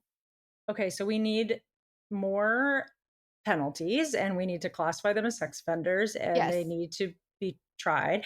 Mhm. We talked a little bit of, there's a new act, the Take It Down Act, that I think just May 2025 it became, maybe wait, I don't know where it went. I had a little thing Grateful up for with it. that, though. It's a step, but it also, there's some things that confused me about a lot of the way the laws work. Not necessarily that one, but I was looking at how sometimes the statutes in certain cases have to do with, it has to be a former sexual or intimate partner. And if it's not, then it's different. Like, there's certain little, every state is different. It's very hard to find out what your law is. And Yeah. I don't know that I have a solution, but I do know it's not working. I know that it's not this. I know it's not this. And I hate that. The more we talk about it, the more people hear about it, and the more they're like, "Oh my God, this is happening more and more. What? I guess we need to do something about it." Someone eventually is going to step in, and I think it's going to be our next generation. They better.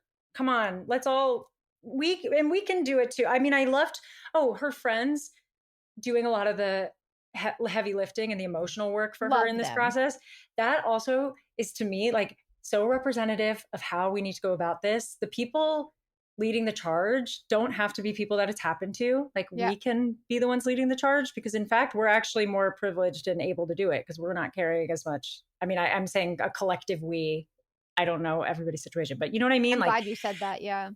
let's look into our local organizations Yes. working on this. If you want to get involved, we can do some research and help you in your local area. Or if you need help, find resources. Oh, I did get curious, as I do, about Mr. Demon's like brain, which sometimes it's not valuable to worry so much about why someone is awful, but there's like eroticized power as a phrase that the Google machine told me, Okay. where it's like your arousal is tied to humiliating people.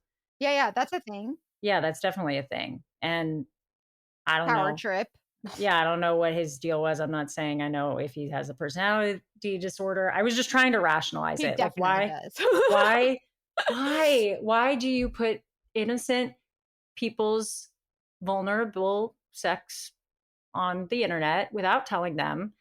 It is a power thing. And I do think it's people not treating women specifically as human and not seeing us as human. And a lot of people say, what, look how far we've come. You guys are good now. No, we're not. No. No, we're not. Yeah, definitely not. And they know that nobody's taking it seriously. So there's no consequences. And so they're like, oh, I'm not worried about that. That's not a big thing. People don't worry about that very much.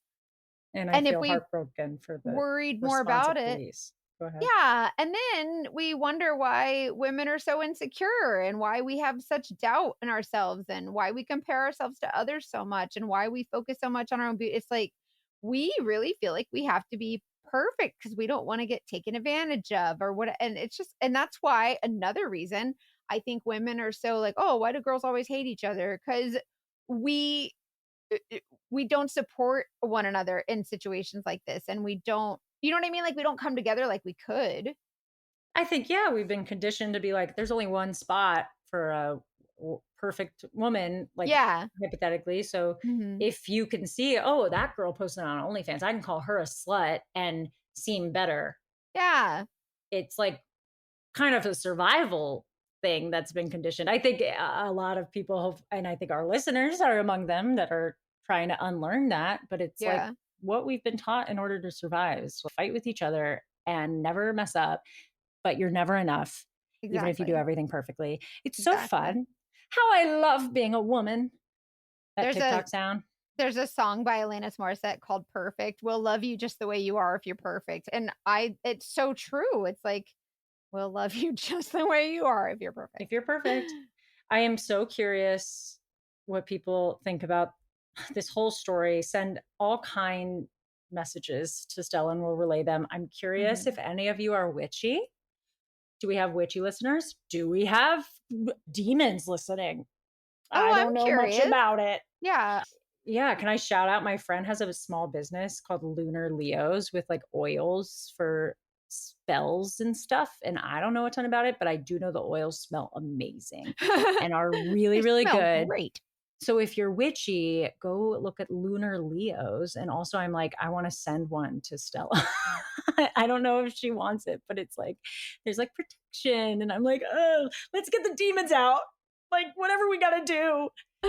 Just do it, whatever it is. But I do want to hear people's thoughts on that. Or if they've ever dated anyone who had like an alternative religion and how that worked into their relationship. I'd So like to know that fascinating. too. That it is really fascinating. And I think it was cool of Stella. She was like, I'm not really into that sort of thing, but it's like, it's whatever. Like he was. So it's fine. As long as he's not hurting anybody. And then it became Exactly. abundantly clear he was hurting. And This so is I messed just, up, and we're gonna. it's just an example of how you can, I really feel like that was a way that he manipulated, was by using that. Oh, I'm a demon. Well, like I can hurt you, whatever. I don't like it. We are going to keep you updated as we get updates. That's another fun thing about Patreon. We try to give you updates as we learn them about previous episodes. Yeah. Our latest Patreon episode has an update from a past guest. So That's should a go to good Patreon. y'all need to go listen to the Patreon. Sign up for the Patreon for sure.